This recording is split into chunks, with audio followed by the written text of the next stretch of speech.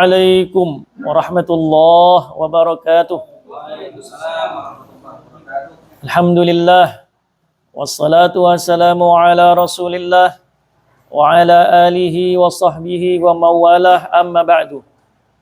Hadirin yang dirahmati Allah, lanjutkan pertemuan kita membahas kitab Riyadhus Shalihin yang disusun Al-Imam An-Nawawi rahimahullahu taala, di mana kita masih pada bab al-iqtisad fi ta'ah.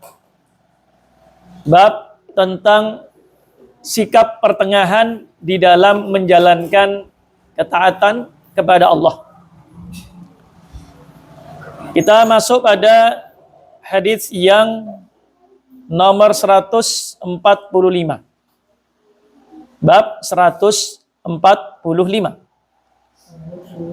An Nabi Hurairah radhiyallahu taala anhu anin Nabi sallallahu alaihi wasallam, dari Abu Hurairah, semoga Allah meridhoinya, dari Nabi sallallahu alaihi wasallam, beliau bersabda, "Innad dina yusrun." Sungguh agama ini mudah. Walan yushadad dina ahadun illa ghalabah.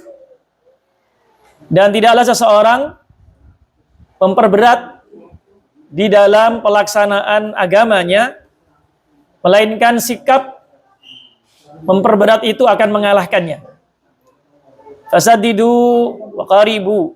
Karena itu hendaknya ambil sikap tengah, yakni pas, tidak berlebihan, tidak kurang.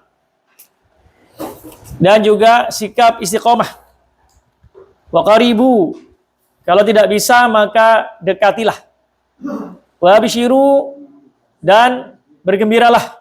Ini beri kabar gembira, jangan metenteng, jangan memperberat, jangan menyusahkan diri.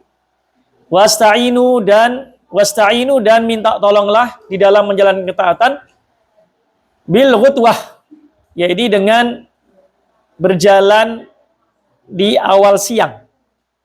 Warauhah, dan berjalan di akhir siang, wa syai'in minaduljah, dan melakukan perjalanan di awal malam. Ini maksudnya apa? Maksudnya permisalan. Maksudnya apa? Sebagaimana orang itu melakukan perjalanan safar, hendaknya dia memilih saat-saat yang mudah baginya.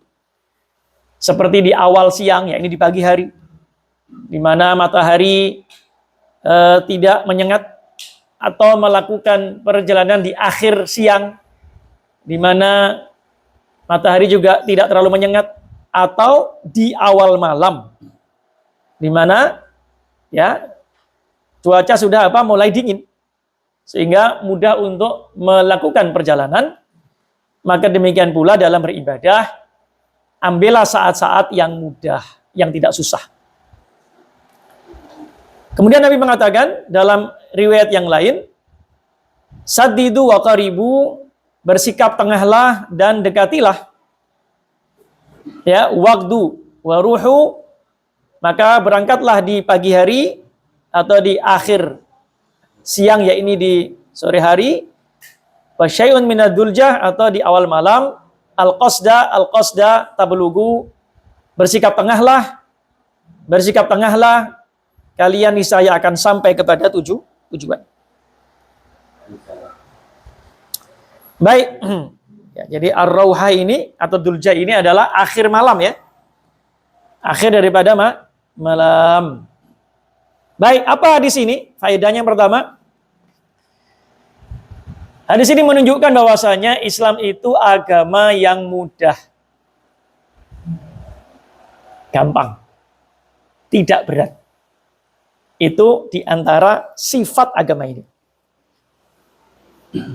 Jadi kalau ada yang memberat-beratkan agama, itu bukan Islam.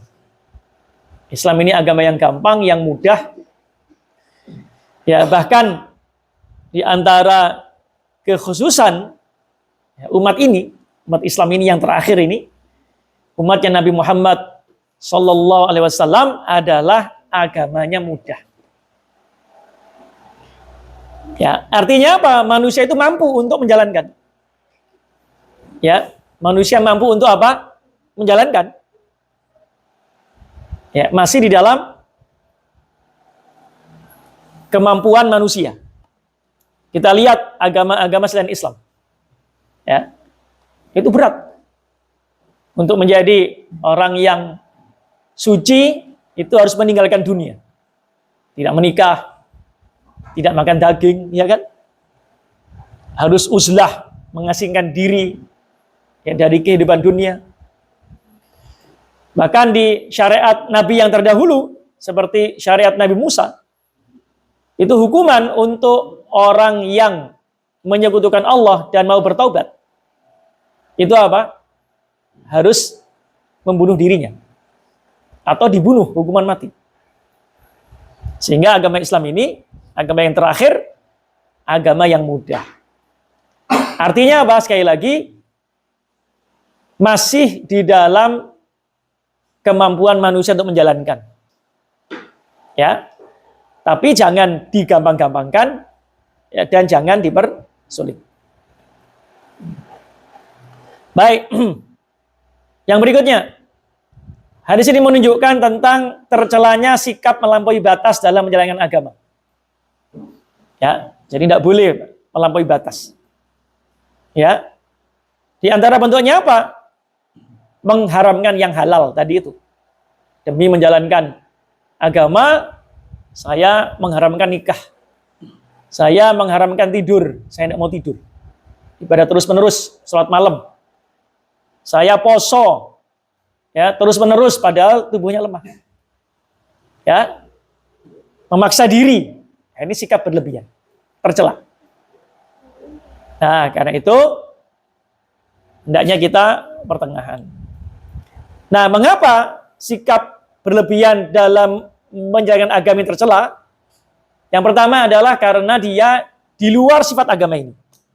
Islam ini tidak berlebihan, maka jangan berlebihan. Jadi barang siapa yang berlebihan dalam agama, menjalankan agama, dia keluar dari sifat Islam. Yang kedua apa? Kenapa tercela? Karena sikap berlebihan dalam menjalankan agama itu akan berujung kepada apa? Tidak istiqomah. Ya, tidak apa? Istiqomah. Karena berat. Kenapa? Karena berat. Ya. Sampai dikatakan walan yushadda ad-dina ahadun ila ghalabah. Dan tidaklah seorang itu berlebihan dalam menjalankan agama kecuali sikap berlebihan itu akan mengalahkan dirinya. Maksudnya apa? Tidak istiqomah. Tidak akan bisa istiqomah. Contoh misalnya, ada orang, aku tak sholat setiap malam, ya, melean gak turu, sholat malam terus. Lama-lama apa? Sakit. Lama-lama apa? Tidak bertahan lama. Paling seminggu, wis kukut. Ya, sudah tidak lagi apa? Istiqomah. Kenapa? Karena berat. Ya, kenapa? Karena berat. Ya, sehingga dua alasan ini mengapa sikap berlebihan dalam beragama itu tercela. Yang pertama, menyelisih sifat agama Islam, tuntunan Nabi Sallallahu Alaihi Wasallam, dan yang kedua, membuat orang tidak istiqomah, akan bosan, akan capek. Akhirnya dia tinggalkan. Baik, yang berikutnya. Hadis ini menunjukkan perintah untuk bersikap pertengahan dalam beragama. Tidak memaksakan diri. Ya, mengambil keringanan rukhsah apabila memang ada rukhsah. Ya, jadi tidak usah maksa. Sikap tengah yang gampang saja. Ya, jangan memaksakan diri. Santai beragama itu. Beragama itu apa? Santai selama tidak apa? Menerjang yang haram. Tidak menerjang apa yang haram. Yang berikutnya adalah hadis ini anjuran, tuntunan agar seorang itu di dalam beribadah itu melihat saat-saat yang mana dia sedang semangat. Ya, ini apa ya? Di saat-saat lagi luang, lagi lapang itu semangat ibadah. Ya, perbanyak ibadah. Ya, contoh misalnya, ya di saat dia tidak capek. Ya, kalau capek ya sudah berhenti. Ya, jadi ketika capek ya sudah istirahat. Jangan capek dipaksa. Ya, di saat-saat luang ibadah, maksudnya ini ibadah sunnah ya. Kalau ibadah wajib ya tentu harus dikerjakan. Cuman untuk ibadah-ibadah sunnah, melihat kalau capek istirahat, nggak usah ibadah. Kalau capek ya udah jangan sholat malam, istighfar aja cukup. Kalau capek nggak usah baca Quran, ya besoknya kalau nggak capek. Artinya apa? Di saat-saat kita luang, di saat-saat sedang semangat, itu perbanyak ibadah. Nah begitu kita capek, begitu bosan, ya alihkan kepada yang lain, kepada hal yang yang tidak haram. Lagi capek ya udah kerjakan hobi, tidak apa-apa. Assalamualaikum warahmatullahi. Bahkan para jamaah sekalian, melakukan yang halal dalam rangka untuk menghindari yang haram itu berpahala. Saya ulangi ya, ini kata para ulama. Melakukan yang halal dalam rangka untuk menghindari yang haram itu jadi apa? Berpahala. Misal contoh nih, ya, dia kalau nganggur pikirannya maksiat, ya, atau ada keinginan berzina. Daripada berzina, melakukan hobi yang halal. Boleh apa tidak boleh? Boleh. Bahkan berpahala kalau niatnya apa? Ingin memalingkan diri dari yang haram dengan cara mengerjakan yang halal. Misalnya apa? Daripada ngerasani wong, ya, daripada berzina, wis ngopi ya. Hobinya ngopi. Boleh enggak? Boleh. Dan kalau niatnya untuk menjauhi maksiat, maka ngopinya berpahala. Hobi apa lagi? Hobi pancing. Ya. Kalau niatnya untuk menghindari maksiat, mancingnya itu jadi berpahala. Kenapa? Karena niat tadi itu. Ya, memalingkan diri dari melakukan maksiat. Tidur gimana tidur? Tidur kan mubah. Kalau dia itu tidur dengan niat menghindarkan diri dari maksiat, maka berpahala. Contoh, daripada nanti saya tidak tidur ini, saya ngerasani wong, saya tak turu aja. Boleh enggak? Boleh. Berpahala enggak? Berpahala. Kenapa? Niatnya menghindari dari ngerasani wong. Kenapa? Pimpong boleh. Asal niatnya apa? Niatnya itu untuk menghindari dari maksiat.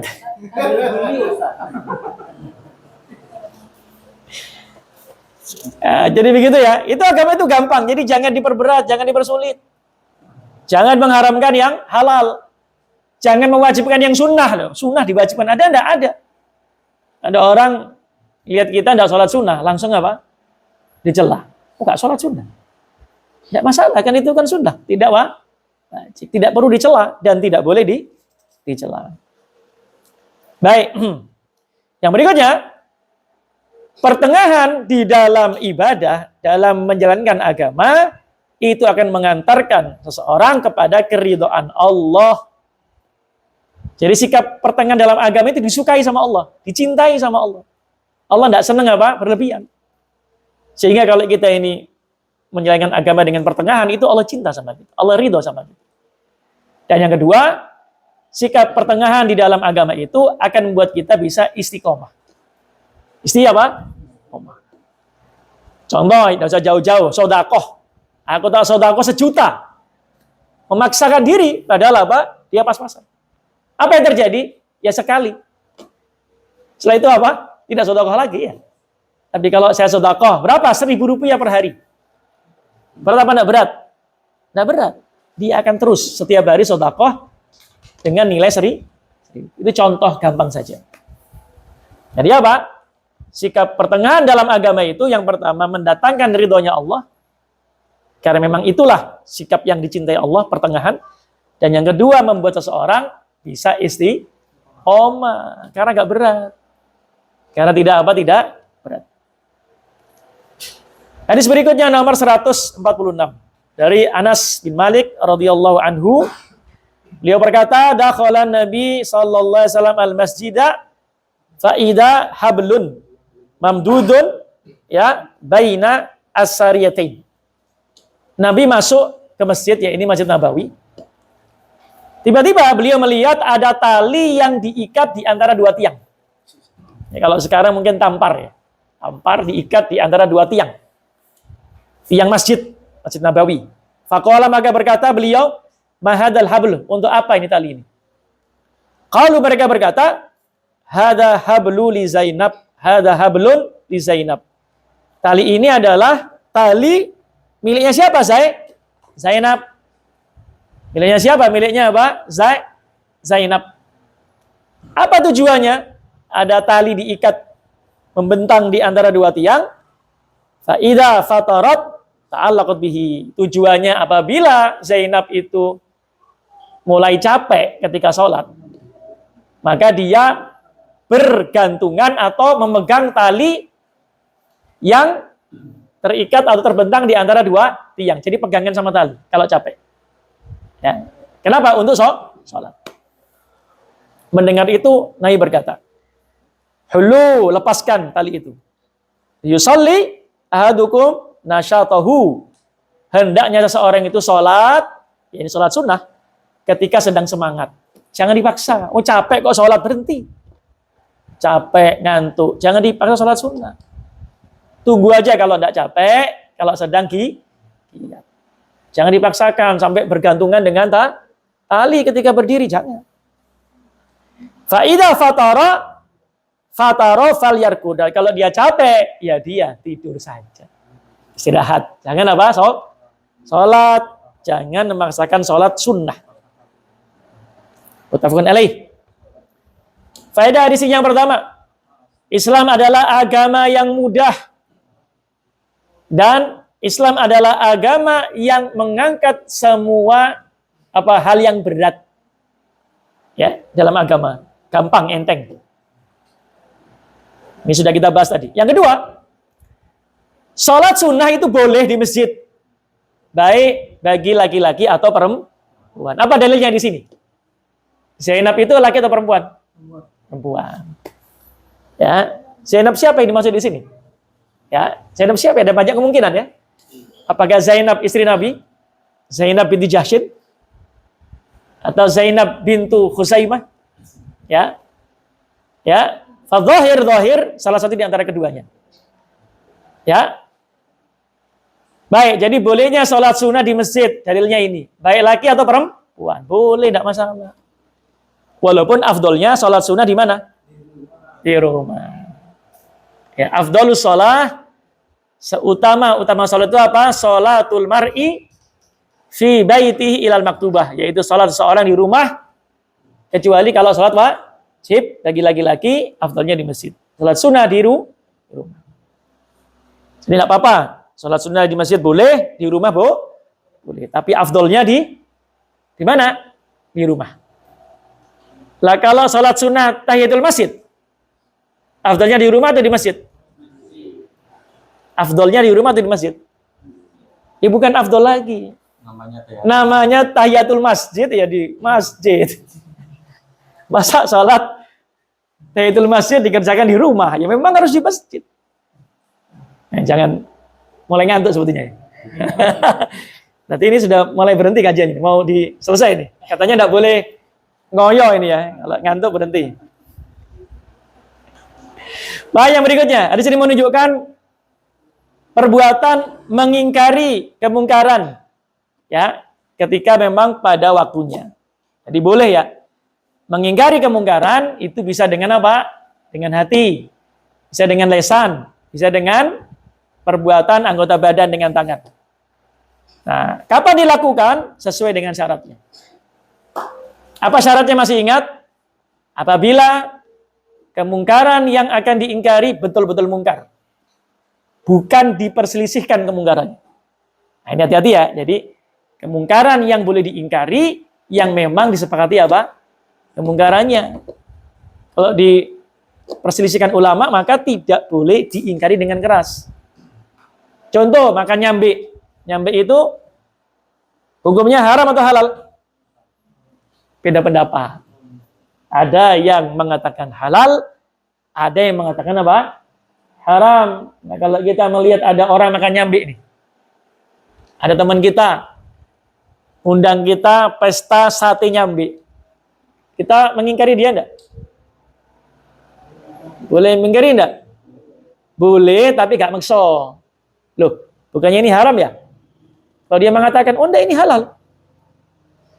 Dia mengambil pendapat yang menghalalkan, maka enggak usah diingkari. Hanya kita enggak mau, enggak makan. Sudah, kalau saya ambil pendapat haram, mohon maaf saya enggak bisa. Selesai. Jadi, mengingkari kemungkaran itu yang syarat pertama, yang akan diingkari betul-betul kemungkaran yang jelas dan disepakati oleh ulama. Syarat yang kedua, kita mengetahui terjadinya kemungkaran itu dengan pasti, bukan dugaan. Betul-betul kita tahu. Dengan cara melihat sendiri atau mendengar kabar yang terpercaya. Ya, kalau kita tidak melihat sendiri atau kabar yang sampai kepada kita itu kabar burung, sih nggak jelas, maka jangan diingkari. Sampai betul-betul apa? Yakin itu terjadinya kemungkaran tersebut. Ya ayyuhalladzina amanu in ja'akum fasiqun binaba'in fatabayyanu, wahai orang beriman, kalau datang kepadamu orang fasik membawa berita, maka jangan kesusu. Bersikap hingga kau mencari kejelasannya. Yang ketiga apa? Mengingkari dengan lembut. Ini yang ketiga.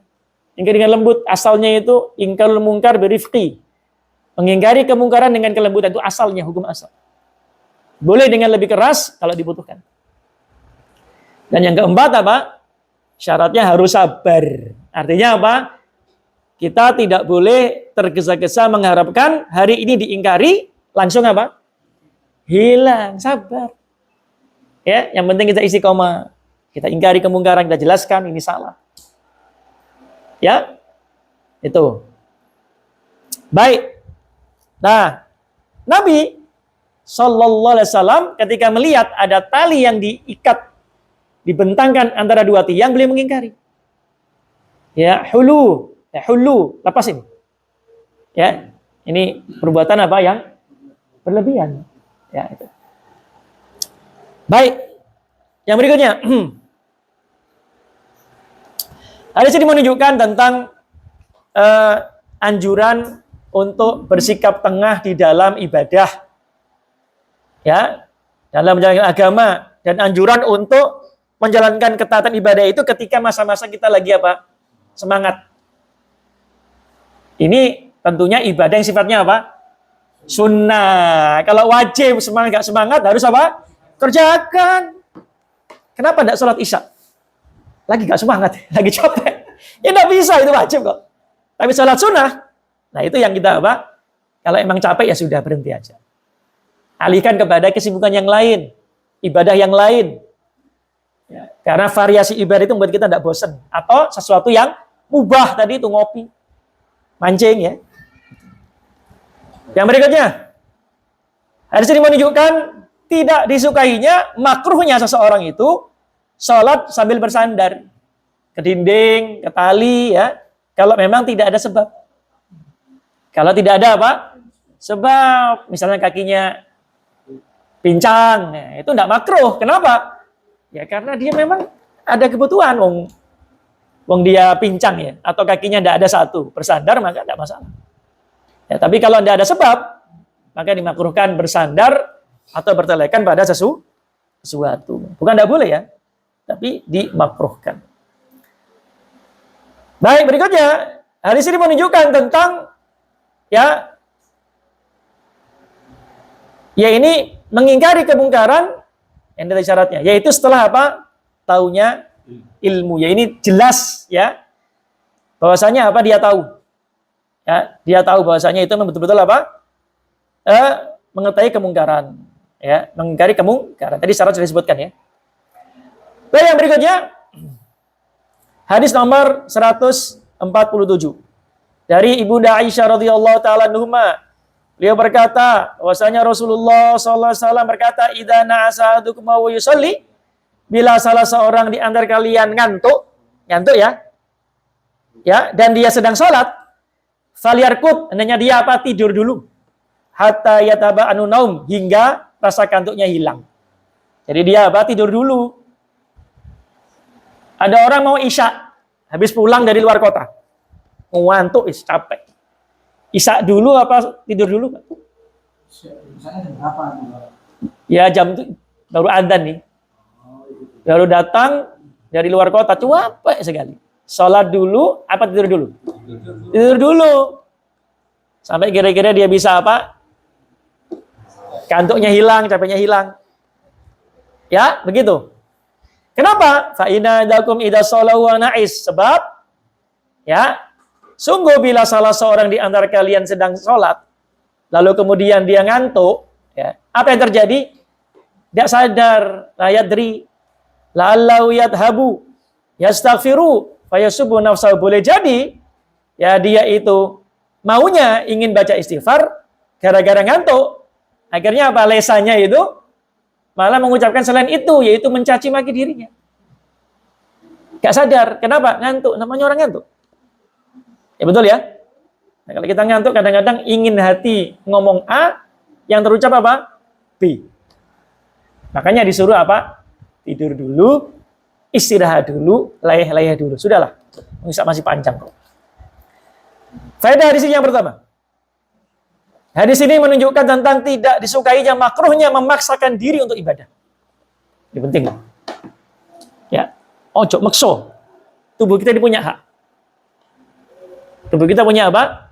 Punya hak. Kecuali kolo-kolo enggak apa-apa. Apa kolo-kolo? Kadang-kadang seperti pada bulan Ramadan, 10 hari terakhir ya. Itu enggak apa-apa lah, kita puasa sedikit. Apalagi biasanya kita emang enggak pernah sholat malam. Masuk setahun sekali aja tidak bisa. Kan, oke lah, biasanya kita melean 10 hari terakhir, oke lah, kolo-kolo. Ya. Tapi secara umum, hukumnya makruh memaksa diri untuk apa? Ibadah.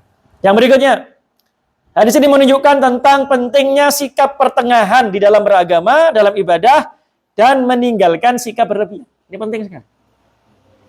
Jadi jangan sampai gini, kadang-kadang setan itu membisikkan sesuatu yang nampaknya baik, tapi tujuannya apa?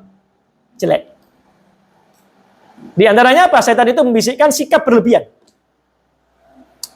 Sing bener itu wis salat dosa turu. Jadi setan ingin menyesatkan manusia lewat jalan apa? Kebaikan. Sikap berlebihan. Ya, sehingga akhirnya keluar menjadi ekstrim sikap. Kayak tadi ini. Ya, dia paksa sholat tidak tidur, akhirnya sakit. Akhirnya tidak sholat lagi. Ya. Atau diberi was-was, diberi bisikan, mengharamkan yang halal. Kenapa? Tujuannya untuk ibadah. Ini menunjukkan apa? Setan itu pinter. Setan itu pinter. Menyesatkan manusia, tapi lewat jalan apa? Nampaknya apa? Nah, yaitu apa? Sikap berlebihan. Nah, kalau orang sudah masuk ke dalam otaknya dan hatinya sikap berlebihan, nanti biasanya jadi pribadi yang keras. Gampang mengkafirkan, gampang menyesatkan, gampang mengharamkan, sikapnya kaku keras kepada manusia. Ya. Sehingga akhirnya apa? Di keluarga juga kaku, keras, kasar, di masyarakat juga begitu. Padahal sebenarnya ya tidak sampai seperti itu. Ya. Jadi kita yang pertengahan dalam agama. Nah, berikutnya hadis ini menunjukkan tentang kaidah dalam fikih yang namanya saddud dzari'ah. Saddud dzari'ah. Sad itu adalah menutup, dzari'ah itu sarana. Maksudnya apa?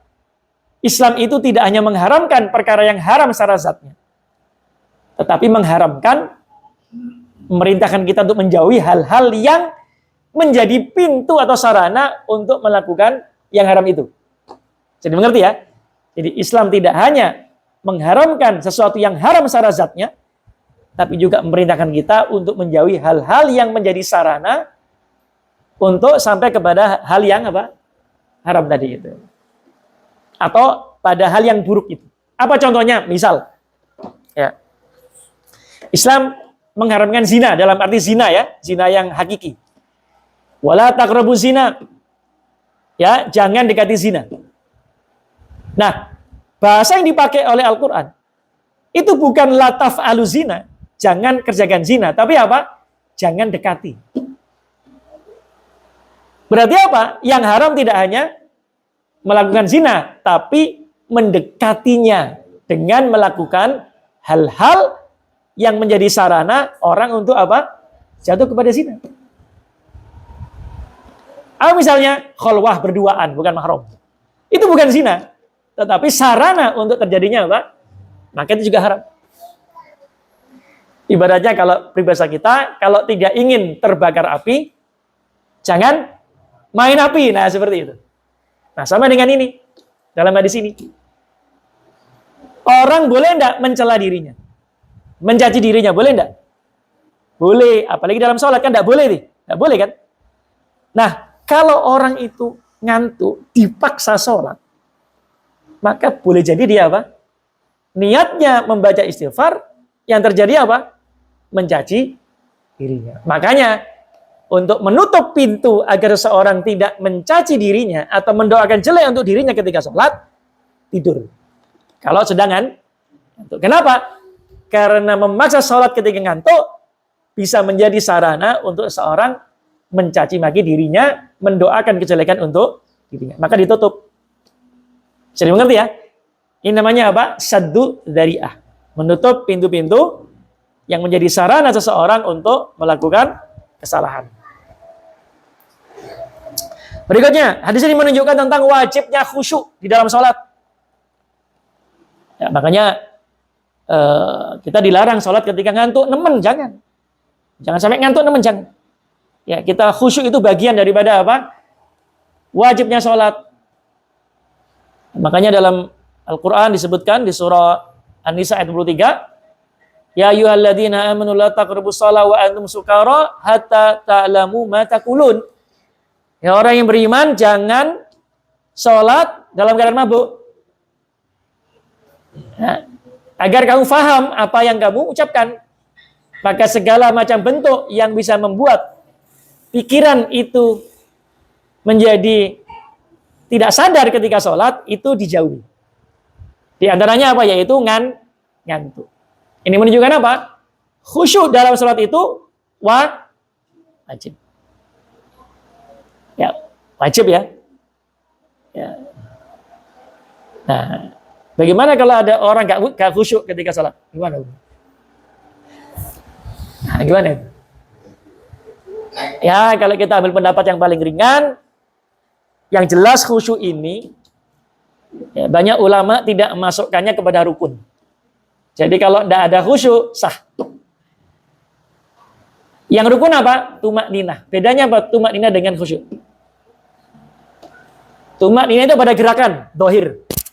Kalau khusyuk ada pada hati. Nah, rukunnya sholat itu tumakninah.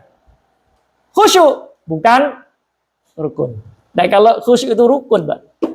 Yang harus ada pada sholat. Sholat kita gimana tuh? Ya batal semua. Alhamdulillah itu bukan apa? Rukun. Hanya mengurangi pahala. Makanya dalam hadis disebutkan yang maknanya salah seorang di antara sholat ada yang dapat berapa? 1/10-nya. 1/9-nya. Ya, sampai ada yang dapat separuhnya, 1/3-nya. Kenapa? Tergantung khusyuk tidaknya. Kenapa? Ya sama aja. Itu bukan sesuatu yang rukun ya. Ya, kalau itu rukun, masya Allah, salat kita batal kabeh.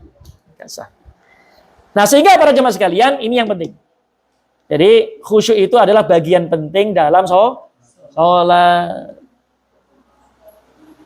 Ya, jangan sampai kita lalai ya. Ini bagian penting, khusyuk. Nah ini, jadi gimana caranya khusyuk? Yang pertama, cara khusyuk yang pertama ya, berusaha mengerti apa yang dia baca. Ini penting sekali. Di antara sebab orang tidak khusyuk itu tidak ngerti apa yang dibaca. Allahu Akbar, artinya tidak paham. Al-Fatihah, tidak ngerti artinya. Ya pantas dia baca, pikirannya kemana-mana. Ini yang pertama. Yang kedua, agar dia khusyuk, hendaknya dia mempersiapkan dirinya dengan sebaik-baiknya untuk sholat.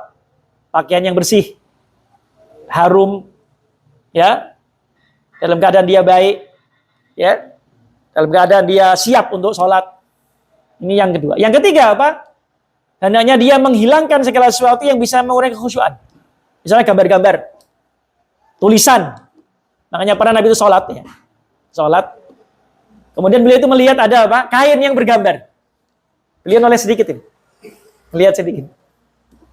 Setelah beliau sholat, beliau minta agar diganti kainnya dengan kain yang polos. Kenapa? Bisa merusak kekhusyuan. Makanya kalau bisa sholat jamaah, jangan memakai pakaian yang ada tulisan, Pak. Atau sholat di belakang orang yang bajunya ada tulisan. Wah, ini bahaya. Allahu Akbar, tulisannya macam-macam. Ya Allah, itu kita jadi ini ya. Nah, yang pakai sarung, ingat-ingat, pakai sarung usahakan apa? Mereknya jangan taruh di belakang, di bawah. Allahu Akbar, Wadimor. Ya. Mereknya taruh di depan atau taruh di atas, jangan di bawah, dibaca. Kenapa? Agar orang lain yang sholat di belakangnya tidak terganggu khusyuk. Ya, yang keempat, supaya khusyuk gimana? Supaya khusyuk, ya ini apa? Minta kepada Allah agar diberi kekhusyuan. Pas awal niat itu betul-betul kita khusyuk. Hilangkan semua hal duniawi. Makanya upayakan apa? Upayakan kalau kita ada hal-hal yang sebelum kita sholat bisa mengganggu, itu bereskan dulu. Contoh ya. Kita misalnya ada urusan penting, tidak bisa ditinggal, udah urusannya kerjakan dulu baru sholat. Kenapa? Biar tidak terganggu. Kita lapar sekali, makanannya sudah siap, makan dulu atau sholat? Kalau ternyata kita tidak makan tambah agak konsentrasi, makan dulu. Nah, disebut apa dalam hadis itu? La sholata bi hadri ta'am. Tidak ada sholat ketika makanan sudah datang. Atau ketika lagi mules. Nah, gimana? Sholat atau menyelesaikan urusannya dulu? Selesaikan dulu. Supaya apa? Khusyuk. Nah, kenapa? Agar kita khusyuk. Ya, gitu ya. Baik. Itu diantara para jamaah sekalian 4 sebab bagaimana kita bisa apa? Khusyuk. Bisa apa? Khusyuk.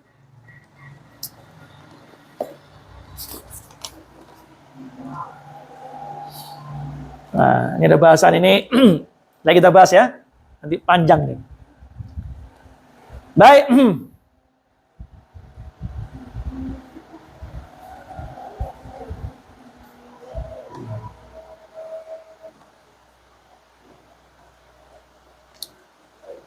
Baik. Kemudian berikutnya, hadis ini menunjukkan tentang dimaafkannya, tidak berdosanya orang yang mengucapkan sesuatu yang tidak dia maksudkan. Ya. Jadi misalnya ada seorang karena dia ngantuk, karena dia sakit, atau karena dia lupa, atau keceplosan, namanya sabqul lisan, maka ketika dia mengucapkan sesuatu yang itu dosa, tidak dianggap dosa. Kenapa? Nggak sengaja. Bisa mengerti ya? Jadi misalnya ada orang nih misalnya mengatakan, kamu kemarin datang apa tidak datang? Di pengajian, dia tidak datang nih. Dia niatnya mau ngomong tidak datang, tapi karena sabqul lisan, keceplosan, maka dia ngomong apa? Datang. Bohong apa tidak bohong? Sengaja apa tidak sengaja? Tidak sengaja. Maka dia tidak berdosa. Ya, karena dia tidak sengaja, tidak berdosa. Nah, termasuk misalnya ada orang nih niat berdoa, tapi dia apa? Karena ngantuk, kemudian dia apa? Mencaci maki dirinya. Atau mencaci maki yang lain. Dosa apa tidak dosa? Tidak berdosa. Kenapa? Tidak dia maksudkan. Tidak apa dia maksudkan. Jadi ucapan yang berdosa itu apabila disertai dengan maksud sengaja. Tetapi di dalam masalah ini nanti ada rincian. Ya, ada apa? Rincian.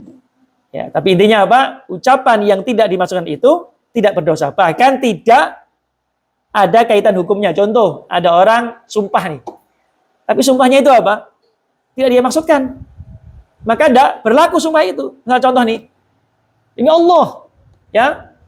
Saya tidak akan makan ayam. Ada enggak orang seperti begitu? Mungkin karena dia saking senengnya atau dia saking ini akalnya sampai hilang ya, karena dia marah sehingga akalnya hilang, tidak sengaja mengucapkan itu, hatinya tidak bermaksud nih. Sumpah itu berlaku apa tidak berlaku? Tidak berlaku. Karena apa? Dia tidak maksudkan. Yang menjadi hukum apa yang dalam hati, dan tidak perlu membayar kafarah kalau dia membatalkannya. Ini pentingnya apa? Antara hati dengan ucapan. Ya, baik.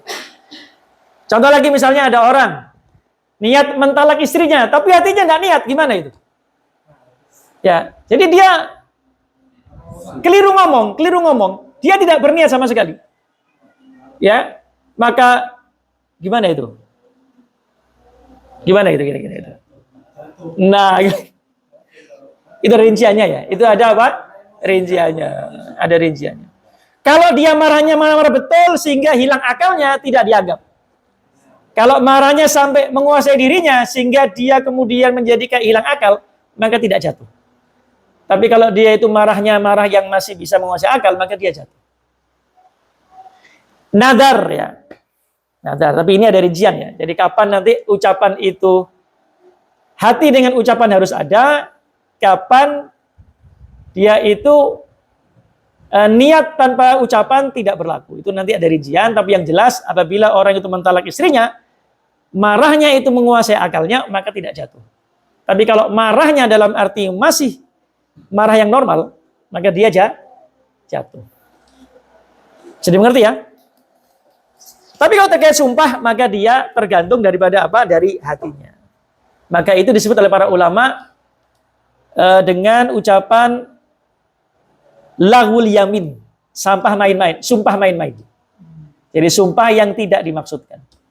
Sumpah tidak dimaksudkan. Baik. Ini di antara rukhsah, jadi di antara kemudahan agama Islam, dia menghilangkan dosa pada ucapan yang tidak dimaksudkan. Lanjut hadis nomor 148. Dari Abu Abdullah Jabir bin Samurah radhiyallahu anhu, beliau berkata, kuntu usolli ma'an nabi. Aku pernah salat bersama dengan Nabi sallallahu alaihi wasallam as-shalawat, ya ini beberapa kali salat. Fakanat salatuhu, maka bagaimana salatnya? Qasdan, tengah. Tidak terlalu pendek, tidak terlalu apa? Panjang. Tidak terlalu cepat, tidak terlalu apa? Lama. Ya, ini salat apa ini? Salat wajib. Ya, salat apa? Salat wajib. Karena kalau salat sunnah malam beliau apa? Salat sampai kakinya bengkak. Wa khutbatuhu qasdan. Demikian pula khutbahnya. Khutbah Jumat. Beliau itu apa? Khutbahnya tengah, tidak lama, tidak cepat. Tidak panjang, tidak pendek. Baik. Kita dengarkan ayat dulu, baru kemudian kita selesaikan faedah hadis ini. Setelah itu kita sholat. Baik, ada pertanyaan silakan sekalian. Sambil kita bahas setelah adzan.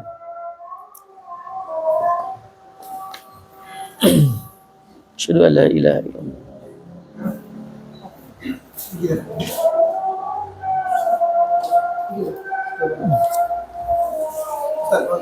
Silakan. Itu tadi termasuk ini kayak berjanji tapi tidak termasuk ngomong seperti itu termasuk nggak? Kalau berjanji ya? Iya. Yang lain silakan. Nanti kita jawab setelah adzan. Ya. Silakan, Pak Puji. Yang dimaksud dari tadi yang sholat wajib atau sholat sunnah? Bismillah. Bismillah. Ada tambahan lagi yang undangan sholat hadis. Oh iya, apa itu? Undangan. Diumumkan ya. Nanti insya Allah kita setelah adzan kita umumkan ya. Hari Ahad jam 7. Bada Isya. Untuk yang di sini ya. Oh iya. Yang lain silakan. Nanti kita jawab sekalian. Bismillah.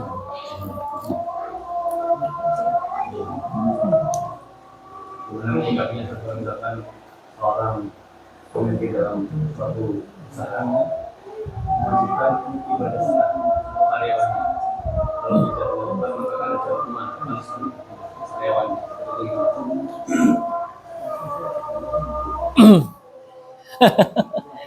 Yang lain silakan. Waalaikumsalam, Pak.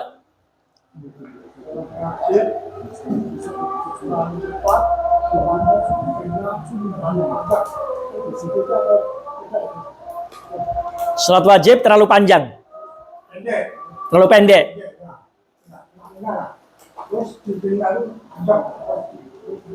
Pikirnya panjang. Yang lain, satu lagi. Mungkin dari Ummahat, silakan.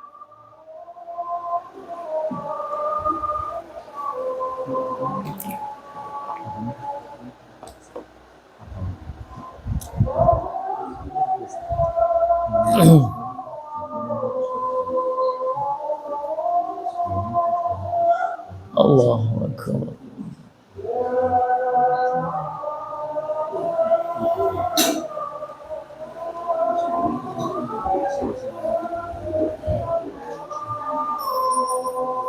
La ilaha illallah. Allahumma Baik, kita jawab insyaallah bismillah. Yang pertama terkait dengan sholat wajib dan sholat sunnah ya. Sholat wajib ya tetap dikerjakan, kita semangat apa tidak, karena sikapnya wajib ya, sifatnya wajib. Mau tidak mau dikerjakan walaupun sedang malas. Sholat wajib sambil malas lebih baik daripada apa? Tidak sholat wajib gara-gara malas. Ya, bahkan kalau gak sholat wajib gara-gara malas dia berdosa, dosa besar. Adapun sholat sunnah, ya kalau dia lagi malas boleh ditinggalkan, namanya sunnah. Ya, alihkan ke sunnah yang lain atau yang mubah.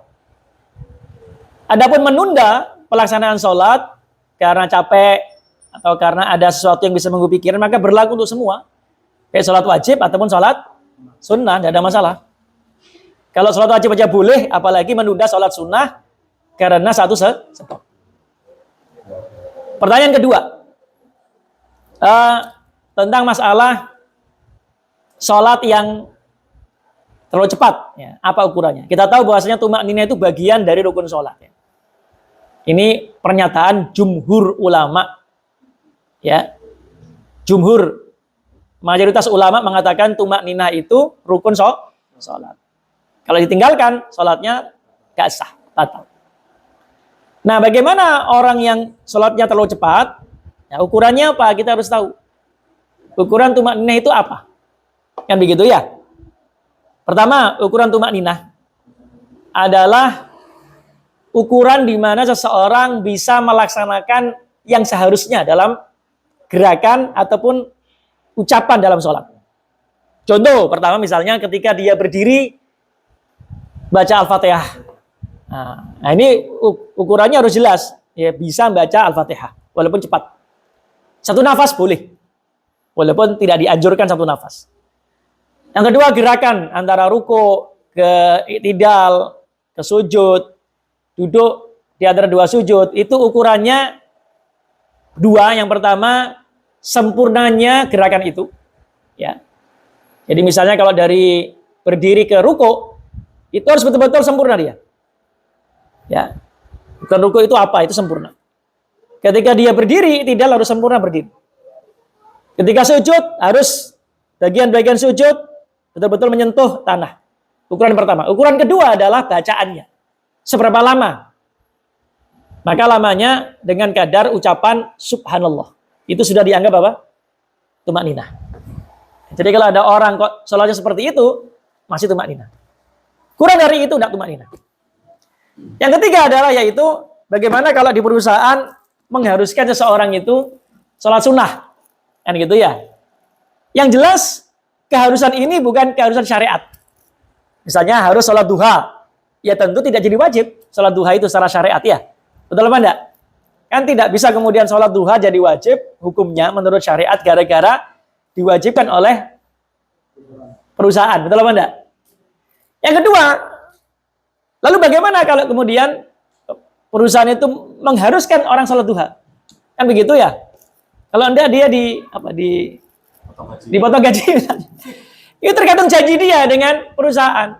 Kalau misalnya saya diterima kerja dalam rangka kerja sekaligus sholat sunnah misalnya. Misalnya nih ya. Terus dia terima, ya saya mau diterima pekerjaan di sini, syaratnya 2, mengerjakan pekerjaan plus sholat duha. Misalnya begitu ya. Dia akan awal nih, bukan wajib secara syariat, tapi dia digaji untuk itu. Ya usahakan dia mengikuti, karena dia mengikuti aturannya itu. Ya kan? Tapi anjuran untuk yang punya perusahaan, ya kalau bisa jangan diwajibkan lah. Nah, itu kan itu di luar pekerjaannya kan. Masa ada orang itu digaji, bekerja sekaligus sholat duha kan? Gimana ya bukan tidak boleh, tapi ya hendaknya mungkin kurang pas, tapi dianjurkan. Ya ayo sholat duha sih. Saya kira walaupun tidak ada kaitan dengan gaji, saya pikir mereka mau untuk membiasakan apa? Sholat duha demi kepentingan bersama. Tapi kalau sampai dihukum, Allah a'lam, mungkin sebaiknya tidak. Tapi kalau ayo harus, tidak masalah. Sehingga demikian kita akhiri. Allahu a'lam bishawab. Aku qouli hadza wa astaghfirullahi wa lakum. Assalamualaikum warahmatullahi wabarakatuh.